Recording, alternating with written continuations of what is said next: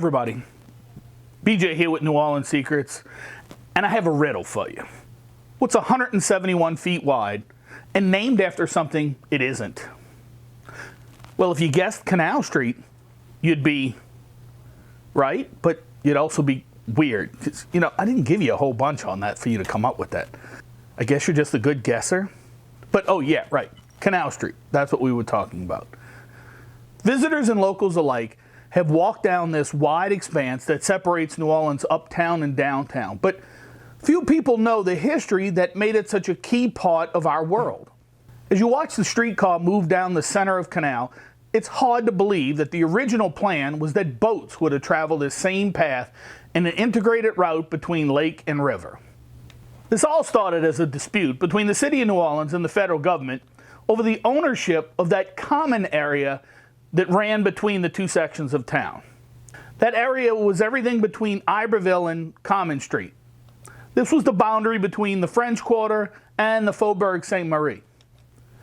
Now, the U.S. Congress in 1807 required that a right-of-way be reserved for a waterway that would connect the Carondelet Canal with the river.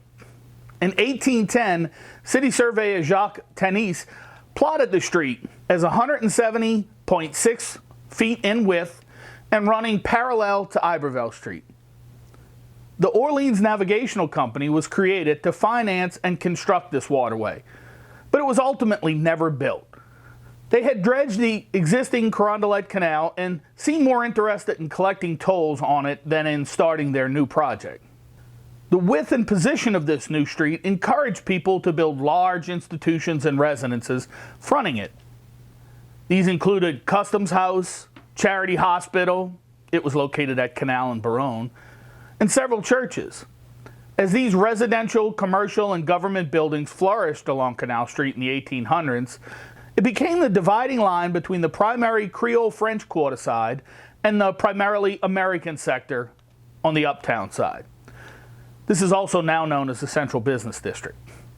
Tensions often arose between these two groups, but the large grassy expanse on Canal was considered neutral ground for people to set up booths, sell their wares, and for groups to congregate. This name now extends to any median in New Orleans. So when you come into town and someone says it's over there on the neutral ground, that would be the median for you anywhere else in the country. Now, Canal Street is not only one of the widest streets in the country, it was also one of the first streets in the world to be lit with electric lights, joining London, Paris, and New York in these early technological achievements. By the mid-1880s, Canal Street was completely lit by electric lights. Department stores such as Maison Blanche and D.H. Holmes dazzled pedestrians in these amazing light displays. Now, as time went on, we lost some of these large anchor stores in the 1980s and 90s. It was thought that Canal Street would relegate to just a divided lane in our cultural history. But assistance from groups like the Downtown Development District's Canal Street Vision and Development Strategy, say that 3 times fast, took those old locations and gave them new life. Now Canal is home to many fine hotels, as well as Harrah's Casino, the Insectarium, the Aquarium of the Americas, and it hosts a plethora of top-notch restaurants, as well as shops for every want or need. I hope you enjoyed my thoughts on such an amazing part of New Orleans. Next time you're in town, give us a call at New Orleans Secret Tours and let us show you our city.